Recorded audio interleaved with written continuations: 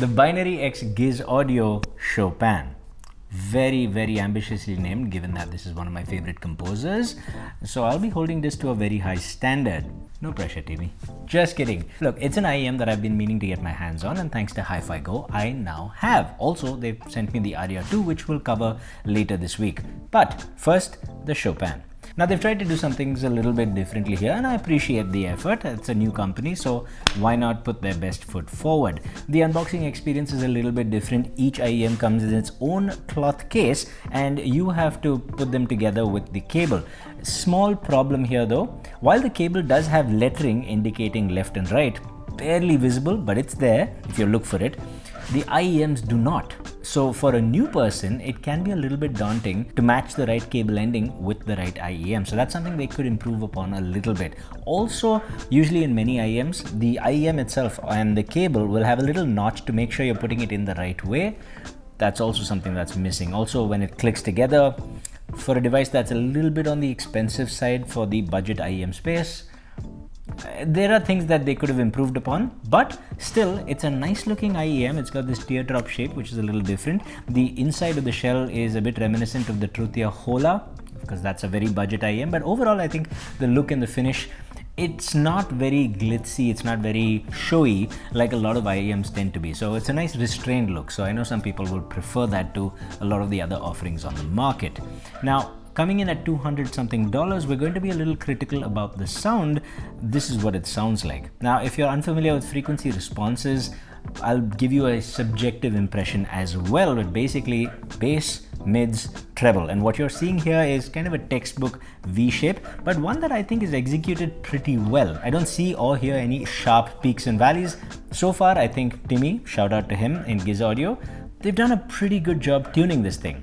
As for what it actually sounds like, it obviously sounds V-shaped. It's got a very big mid-bass emphasis, so nice, thick, meaty mid-bass. The sound, by the way, is made by a dynamic driver and I think 3 balanced armatures. Essentially, it sounds nice, it sounds reasonably detailed, and it sounds like a V-shaped IEM done well for the most part. My one little point of contention there is that male vocals did seem a little bit on the thinner side, and also guitars, whenever there's something thick and grungy, it didn't quite have the bite. It didn't quite.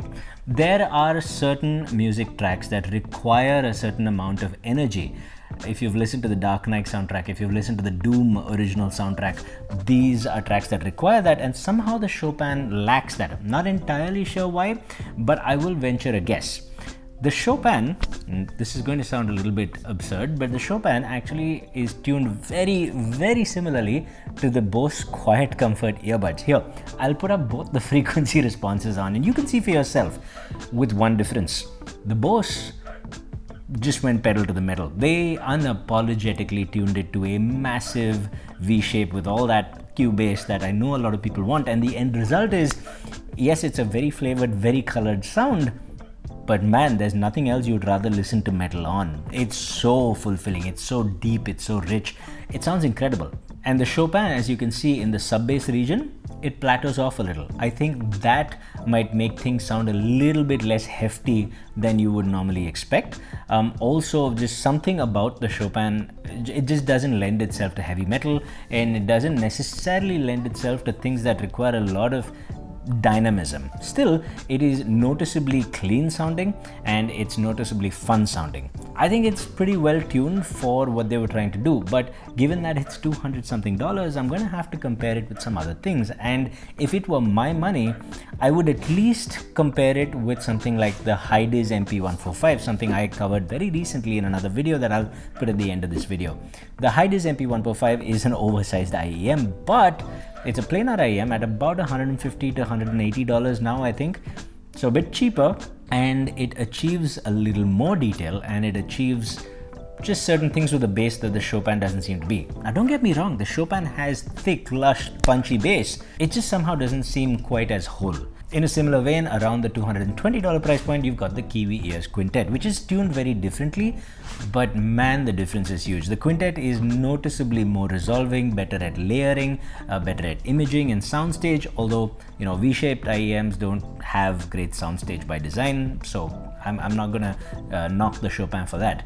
Overall though, at the $200 price point, I think this is a little bit expensive. It's a lot of fun. The problem with the Chopin for me is not going to be the tuning at the end of the day, because if you like that, that's fine. It's very subjective. The problem is with the ergonomics, because the nozzle diameter is a little over 6.5 millimeters, and then you put the silicone ear tip on, and the nozzle itself seems like a relatively deeper insertion compared to a lot of other IEMs that I've tested, and those two things together made the fit and sound a little too intense for me, right? It started hurting my ear. Again, if you like this V-shaped signature, and if you don't need too much sub-bass emphasis along with your mid-bass, I think it's a great option, provided you can try it on and see if it fits your ears fine. But I do wish the ergonomics were better, and I do think in terms of the build quality, for the money they could do better. Maybe that comes down to a small production scale. I don't know what it is. I'm just comparing it with things on the market.